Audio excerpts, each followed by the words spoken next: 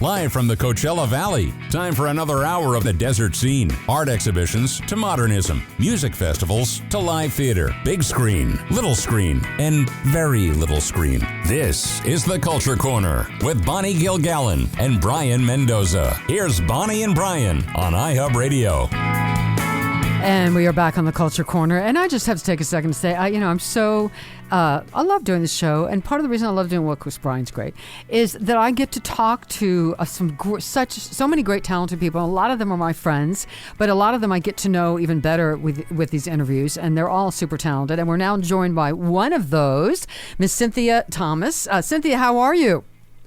Hi, Bonnie. I'm great. How are you? Good. So Cynthia is a multi-talented lady. She's a wonderful singer, jazz, blues, pop singer, and wonderful actress as well. And I've given her just a little bit of advice. We chatted a little bit about voiceovers, something she's maybe going to stick her toe in the water of. And you're going to be back at Woody's on the 23rd, right? Every Friday, starting the 23rd?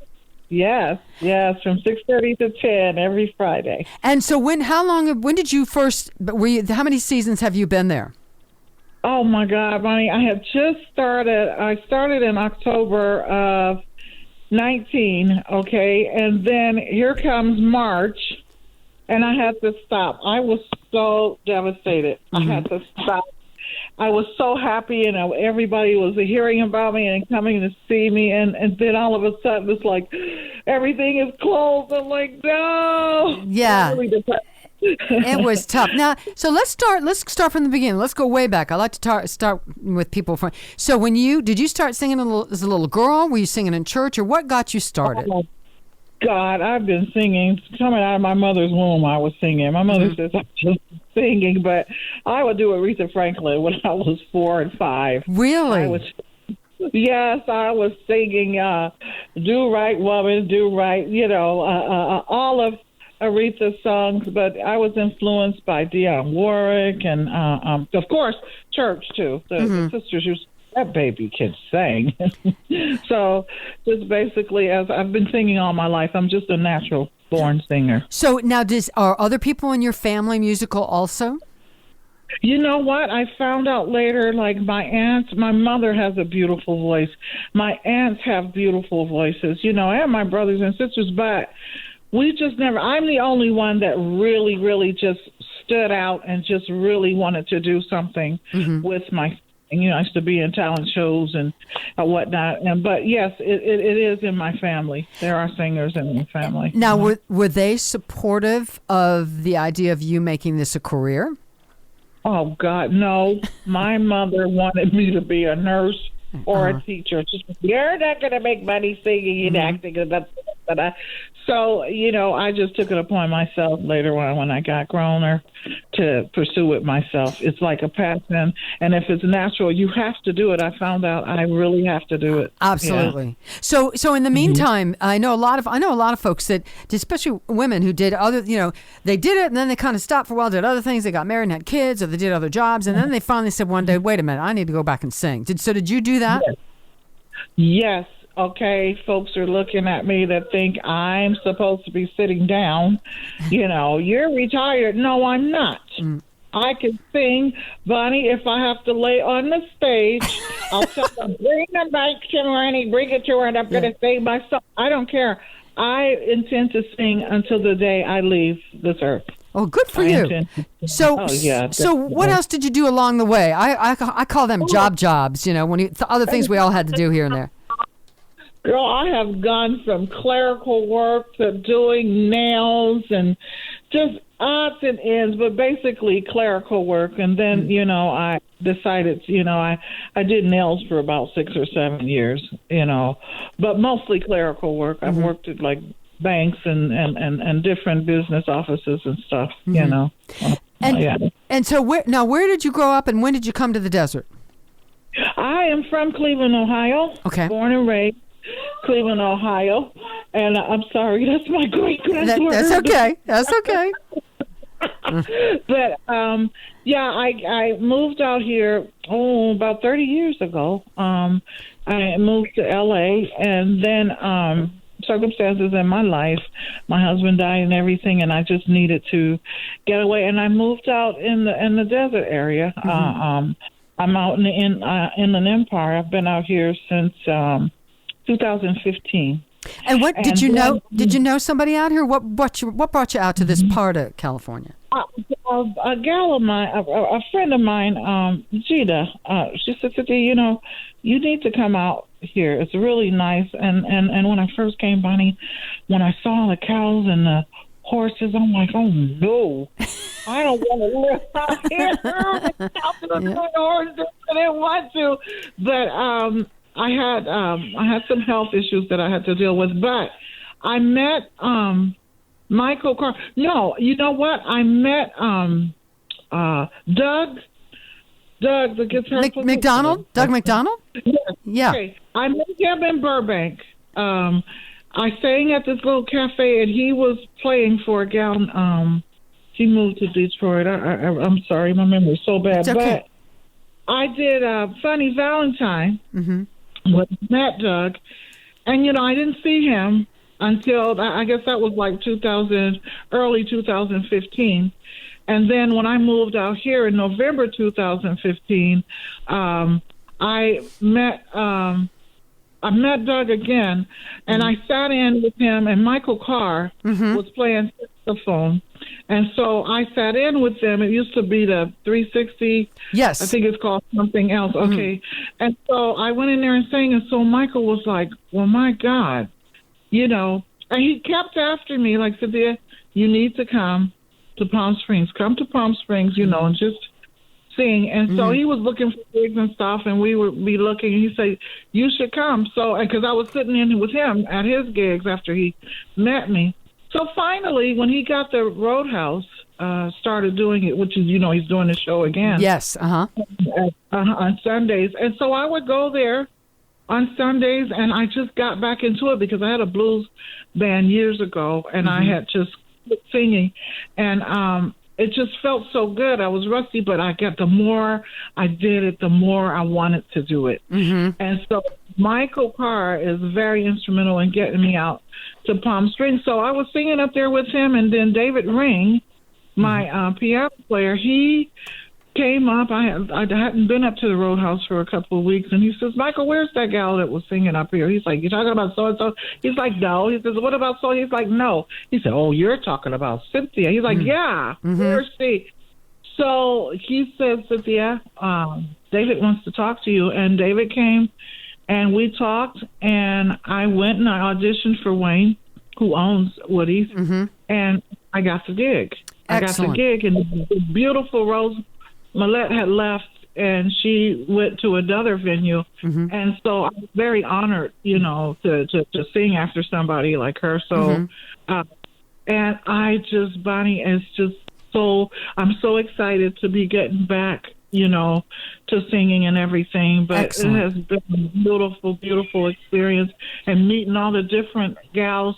I did Divas of the Desert, the Palm Springs Women's Jazz Festival. And so I met a lot of the gals that are performing out in the Palm Springs. And then I met you, and I met Chris, and I met, a lot of, Jessica Taylor, Rose, Hope, all of the gals, and so it's just been a very, very rewarding experience, and I can't wait to get back. I can't wait. Excellent. So let's talk about your music. So who were your influences? So Aretha, you already mentioned once. Who else are your influences? Oh God, I was thinking about that today. Okay, back in the day, Nancy Wilson, Dionne Warwick, Aretha Franklin, those are my first influences. And like today, now I love Erykah Badu and Jill Scott, and of course Dinah Washington, Sarah Vaughan. It's so many different singers that I love, but I'm glad that I have my own unique me. Yes, yeah. So would you classify yourself as mostly jazz or jazz and blues, or a little bit of everything, or what? You know what, Bonnie? Folks have tried to categorize me, but they can't, because I sing everything. Okay. I sing anything. I do. I can sing anything. And I write, and my next CD, I wrote 3 songs on my last CD, which is called New Worldisms. And I did a whole concert. They could see my concert with Palm Springs Women's Jazz Festival.org. And I did my whole CD. Mm-hmm. And I love Joni Mitchell. I love Joni. I did cover 2 of Joni Mitchell's tunes. Okay. Blue Motel Room and Black Crow, so a Stephen tune, and then I wrote 3, and then I have a song called Water. I really, it's about the depletion of the water on the earth. Okay. And, it's very deep. It's this Irish guy, Harlan Collins, who wrote the soundtrack for The Highlander. So it's a different type of song, and I've had some opera before, and this is like a operatic piece. Wow. Almost. And then I did Lazy Afternoon. I know you're familiar with I love that tune. That is a great song. Yes. Yes, I love singing it. So did you have any formal vocal training or piano training, or have you totally self-taught? You know what? Totally self-taught. I just sing, Bonnie. I sing by ear. I've taken theory and everything, and I intend to go back to school and do more in-depth studying of music. But I can sing anything. I can hear it, and they tell me they want this, and this. Some chicks will ask me, "Well, how do you stay on key?" I'm like, "I'm a singer." That's you just have a good ear. You got to have a good ear for that. Yeah. Yeah. Exactly. Now, 2 questions I always like to ask. I've interviewed a lot of singers in town. 2 questions. First of all, do you vocalize every day? Do you warm up every day, even if you don't have a gig coming up? Oh, Bonnie, I'm not going to lie. And some people don't. That's fine. Some people don't. That's cool, You put me on the spot, Bonnie. You know what? When I go in to sing, I like it fresh. Mm-hmm. I like to be, I don't know how I'm going to express the song.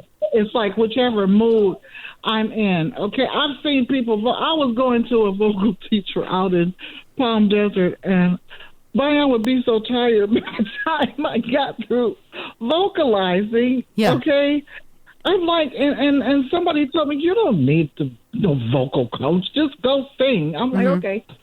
So I don't really worry about that. Okay. No. And everybody has their own thing, and that's good. Now, the other question I'd love to ask is, do you have any like little rituals you do before a performance? Like, do you pray? Do you go sit up by yourself for a minute? Do you wear lucky jewelry or anything like that?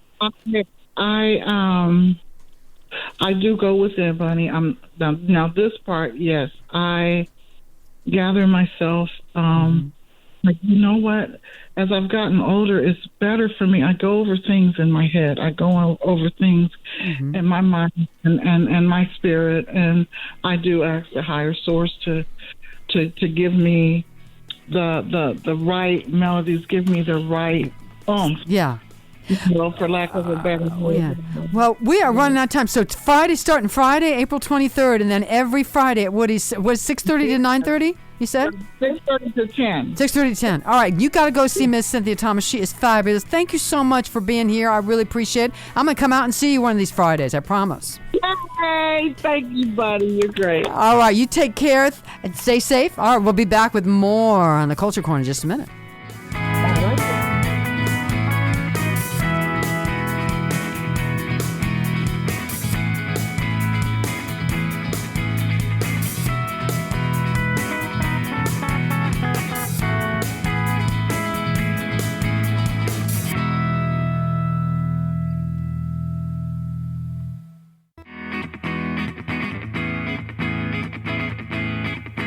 The curtain rises on local and regional arts and entertainment. From music to theater, films to fine art, it's the Culture Corner. Get connected. Call 760-544-TALK. That's 760-544-8255. Here's Bonnie and Brian on iHub Radio.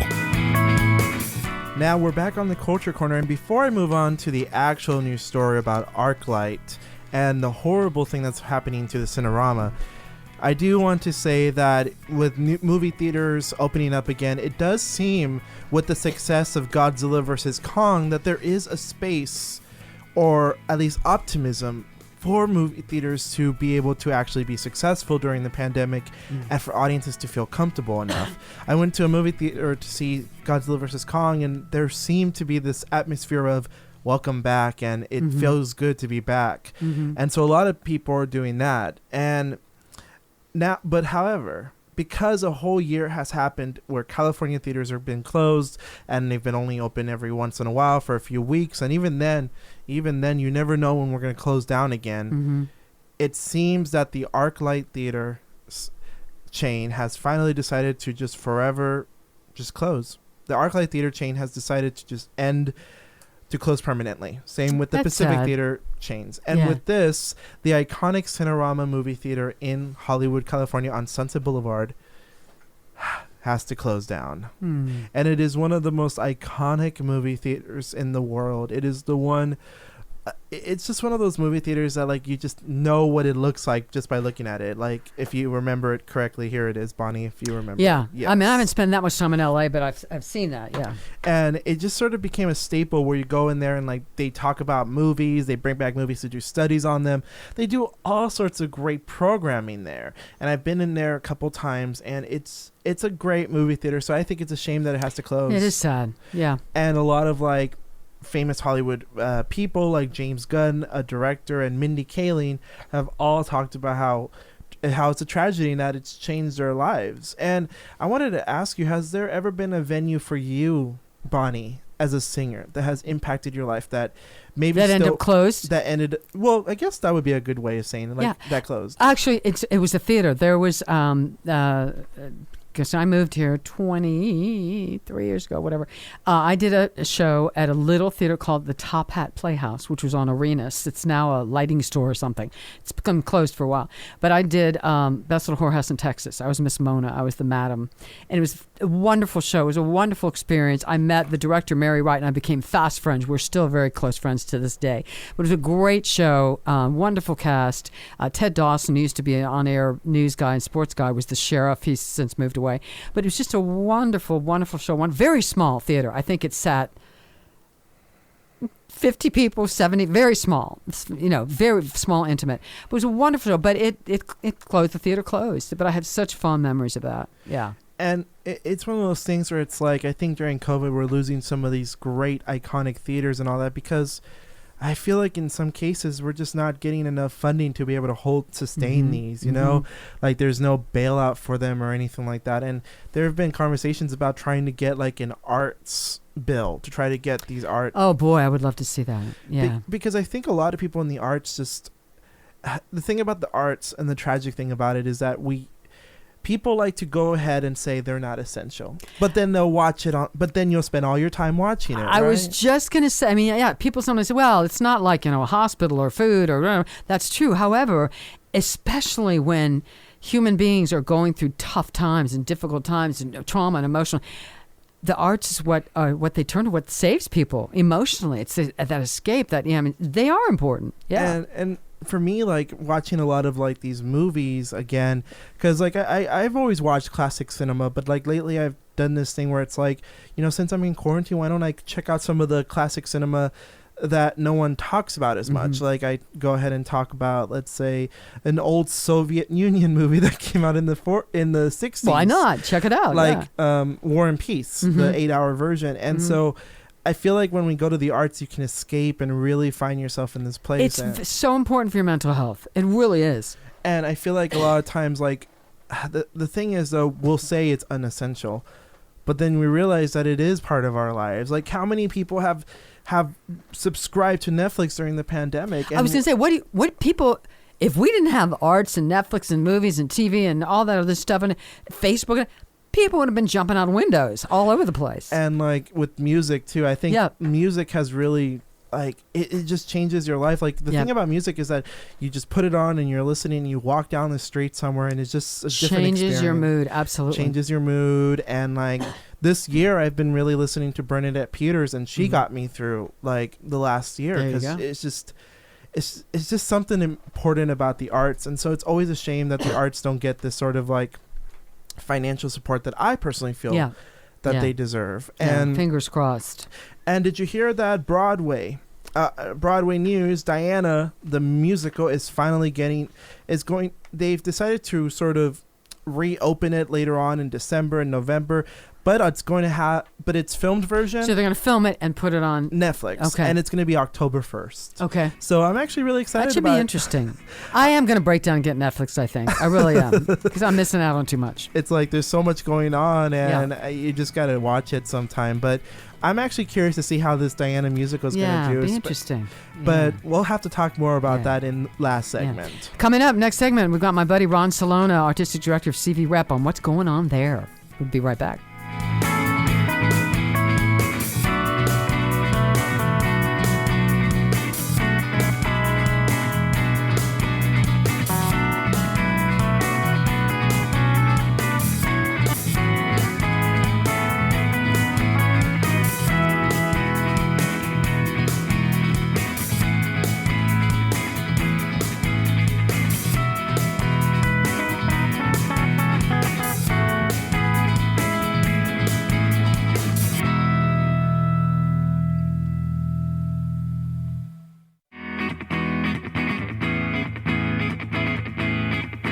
You're listening to Bonnie Gilgallon and Brayan Mendoza, talking arts and entertainment on iHub Radio's The Culture Corner. Live from the desert cities of Southern California, here's Brayan and Bonnie.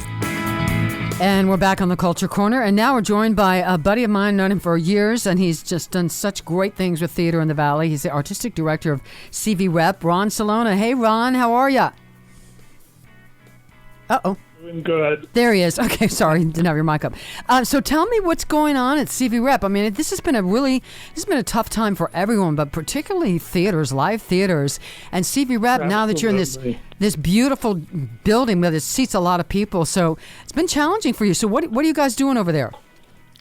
Well, as you just said, it's been challenging for theater all over the country, and the arts in general. And so we've been sort of on a roller coaster, and we have the new building for 2 years. So the pressure of, could we save the building was also, there's the company of the building. So I'm pleased to share with you that our community is a very supportive community, and people have really come forward to make the proper donations and foundations with grants, and as well as the city of Cathedral City.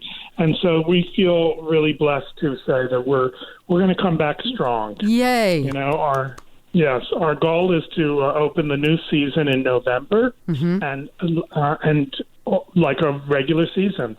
Four productions. The only thing that will be different is our 3 plays will be 2-week runs, and the musical will continue to be a 3-week run. And then if the 2-week run sells out well in the beginning up front, we'll extend it to the 3rd week, but at least we're not tied in to the 3rd week of expenses. Yeah. So I think all theater has to make sort of cuts here and there to come back safely. Right.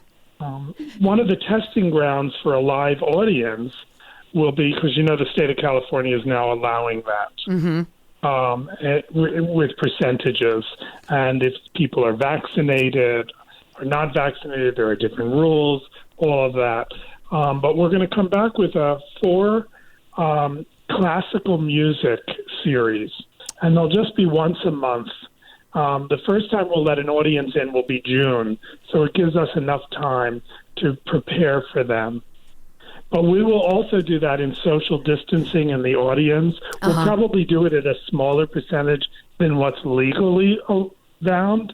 But I think that safety has to come number one. Yeah. And making everyone feel safe and comfortable. That includes the artists. Our dressing rooms have been redesigned with plexiglass walls between each in the dressing room between each person. Okay. And so we will hope for the best. And as far as the audience, so are you going to have seats spaced out so there's a couple seats in between everybody? Exactly. There'll be definitely social distancing between people, because some people come by themselves, some people come in twos, and some people are a party of 4 that have been either a family or together all the time, right, that want to see it together. So that'll be able to be done through our ticketing program and map, where it specifically shares where it's available to seat on the map. And we'll start out with less seats for the first show, and we'll build on the second show. I think we, like all theaters, have to take baby steps. Yes. But that's going to be even a little more challenging for the box office person for selling tickets, figuring out the map when you're distancing in between folks. But it's necessary. Yeah. Right. Well, if it's all pre-advanced done, and that's what we're selling, then I think it should run very smoothly. Absolutely. And then those people who have been vaccinated, the way the ticketing program will work is that we could be sent a photograph of their to prove that they are vaccinated. That could stay on file with their name so that in future ticket sales, that we don't have to ask that anymore. We already know that person's been vaccinated. Yeah. Well, that's great. Now, did you have to change your choice of plays and productions for starting in November because of, say, size of cast and because of COVID? I sure did, because it's really complicated in terms of we're a union house with Actors Equity, and there are specific rules about how many actors could work with each other, how far apart they need to be. So when planning the season, I had to think about not only that for safety reasons, but also for financial. Right. We don't know how many people are going to feel safe coming back. So the more people and the larger sets, the more expensive the production is going to be, and I have to be fiscally, responsible around that. So the first show will be a 2-person show, and then the second and third and fourth show will all be 4-person plays. Okay. So my cast will not exceed 4 people. Now, that doesn't mean that the production is anything less, because there are some brilliant 1-person plays that we've produced at CV Rep. It really comes down to how great the play is and how great the production is. Yeah. And we will deliver both.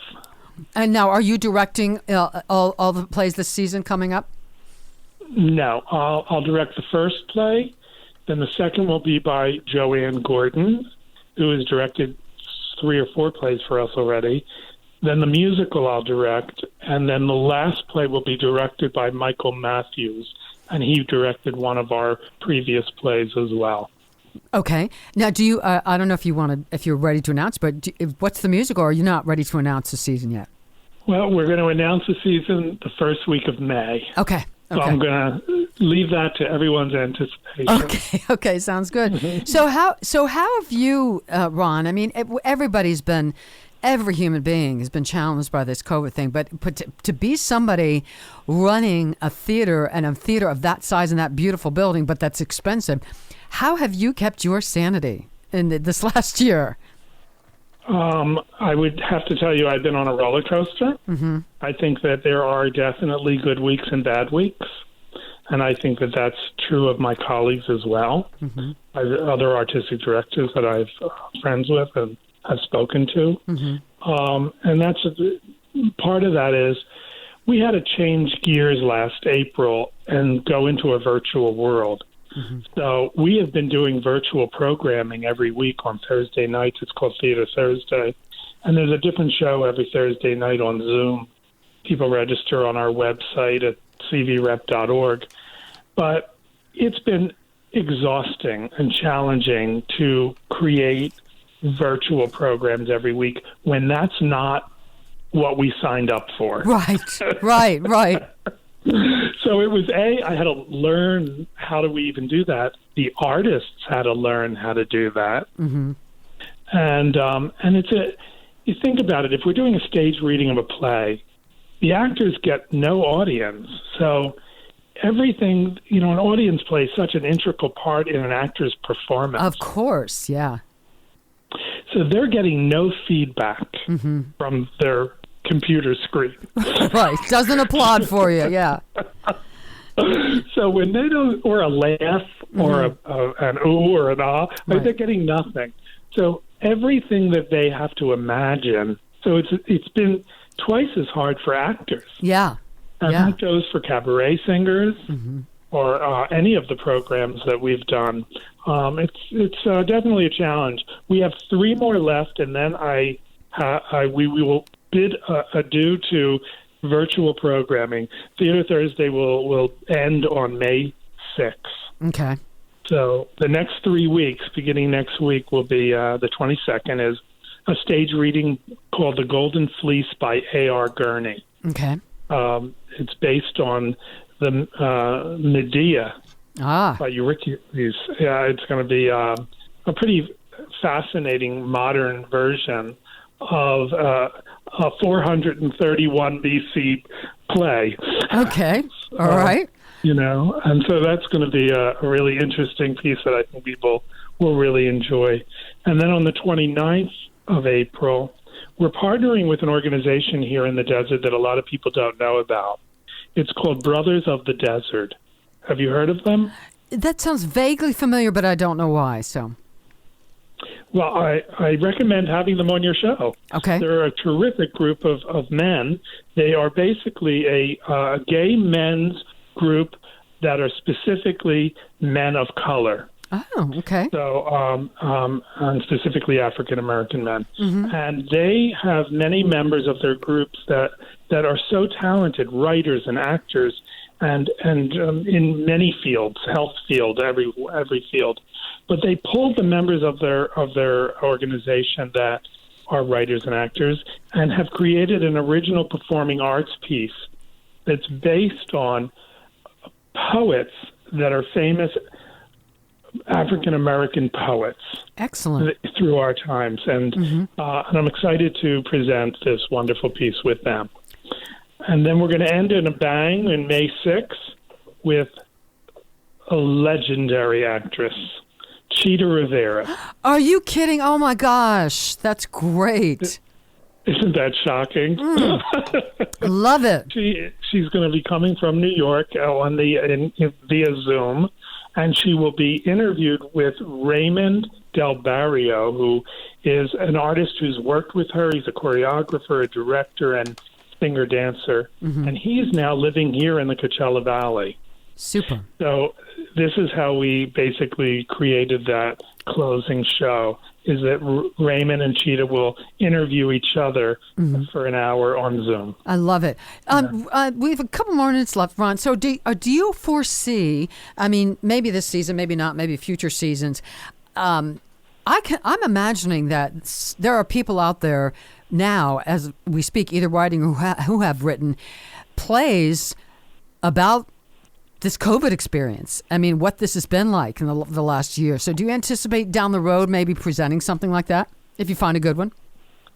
Absolutely. And I agree with you. I think there are writers all over the world writing theater based on their COVID experience as well as society's experience. And not only the direct results of a pandemic, but everything that's happened around the pandemic. Exactly. Yeah. I think so. I mean, our country is in a crisis on so many levels. Absolutely. And so I think that all of that will play a part in theater, because theater is, of course, telling stories about life. Happens in real life. Yeah. Well, so people can check out, so www.cvrep.org. People can go on the website and see what's coming up with the Thursday thing, and then when the announcement of the season, and so what's happening in June again? Something starting in June? June, we're going to partner with the Virginia Waring Piano Competition. They're going to do a concert for us. It's all classical music. And then in July will be the Palm Springs Opera Guild. Excellent. And Super. all of this will be on the website shortly. Okay. And for people who, CB Rep is so well known with you and me and others in the theater community. But for those who don't know what that stands for, it's Coachella Valley Repertory. Yes. Great stuff. Ron, thank you so very much. Best of luck with the theater. I'm glad that you're going to be sticking around and doing great stuff. Thank you so much for being here, and stay safe out there. Okay. Thank you. All right, Ron Celona, Artistic Director, CV Rep, will be back with more in the Culture Corner.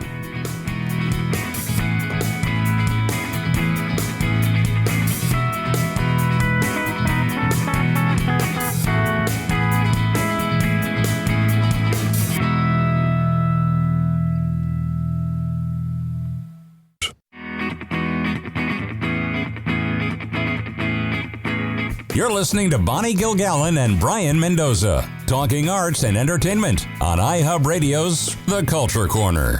Here are Bonnie and Brayan. Starting April 2nd, which already just passed, there's going to be very slow reopening in Broadway over in New York. Good. So there's going to be a lot of pop-up venues, like a lot of pop-up shows. And so there's going to be a lot of shows here and there where people are going to be able to attend a show on Broadway without it. With smaller audience and all that. Audiences, yeah. And it'll be just about 150 attendees, which is very small compared to to ordinarily. So now it's like the max capacity is 33%. And so there's going to be not only flexible but still socially distant, and it's going to be like pop-up events. Like they're going to do a festival of events where they have artists and programs showing up. It's going to be it's a pretty good first step, I would say. Good. And so New York, this is happening in New York, and the Music Box Theater is one of the participating ones, and they're going to have just all these good programming, and it's not even the first year to do so. I've noticed in a lot of theater news, I looked on American Theater News, a lot of theaters are now announcing their 2021 season. Can I just, in addition to that, got this blurb from Charlie and John. Rancho Mirage ready to reopen amphitheater with cabaret shows and meditation workshops. So the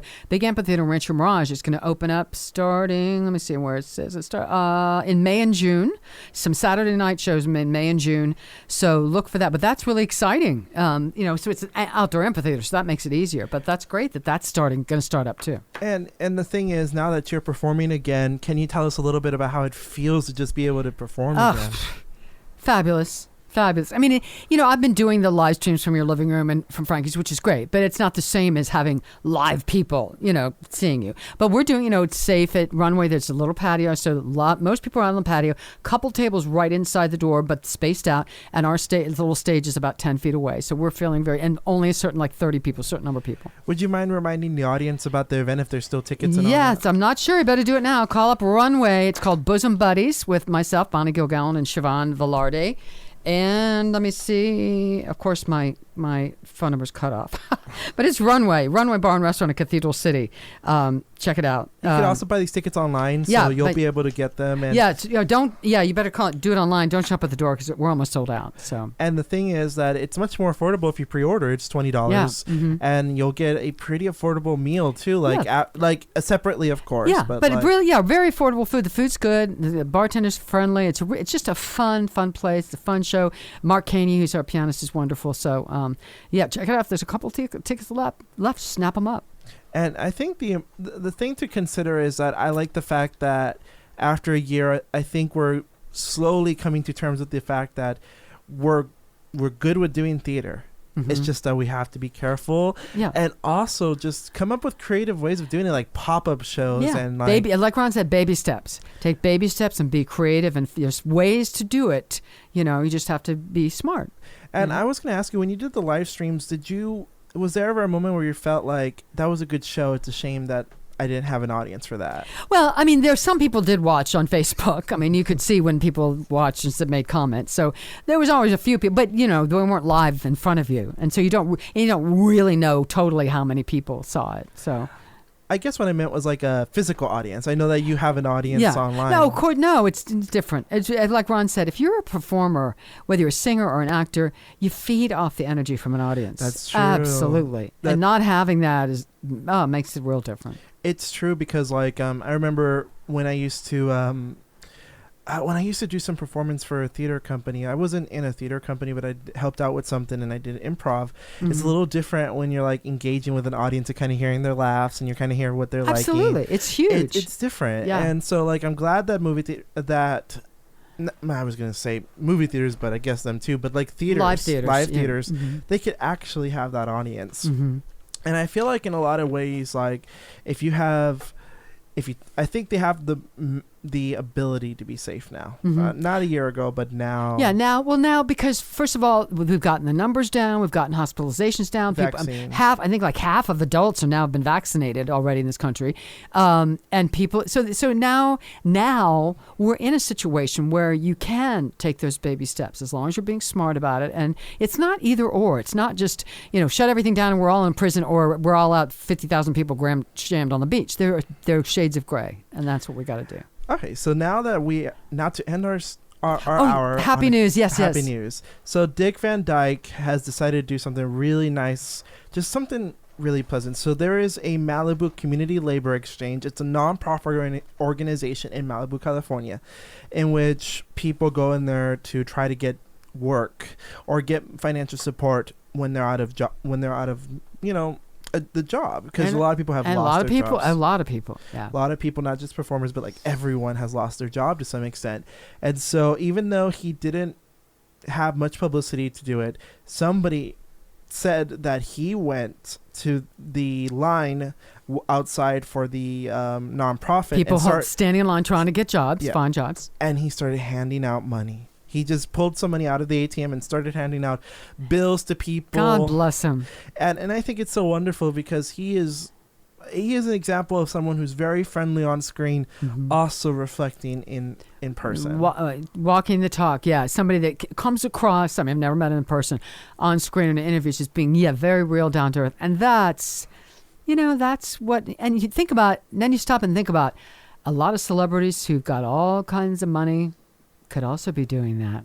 Why don't more of them do it? That's a good question, especially considering that, like, I think it's different when you give money to people directly as opposed to like fundraisers. Like, fundraisers and nonprofit organizations. That's great in their own right. That's great. But I think it hits you different when like the money gets directly. Somebody hands you a couple $100 in your hand. Yeah. Yeah. And I think that, and they haven't said like how much money he gave out. I bet it was a lot though. But it was a lot of money that somebody took notice. Like somebody started filming it. And Dick Van Dyke himself is just a legend mm-hmm. in cinema and on television with his show, The Dick Van Dyke Show, which I started watching again. And love him. It still holds up. And, of course. And I always said, your childhood is not complete until you see Dick Van Dyke fall on the couch. Well, also, and Mary Poppins. Mary Poppins. Oh my gosh, you got to see the original Mary Poppins. He made a cameo in Mary Poppins Returns, and he was one of the highlights of that movie.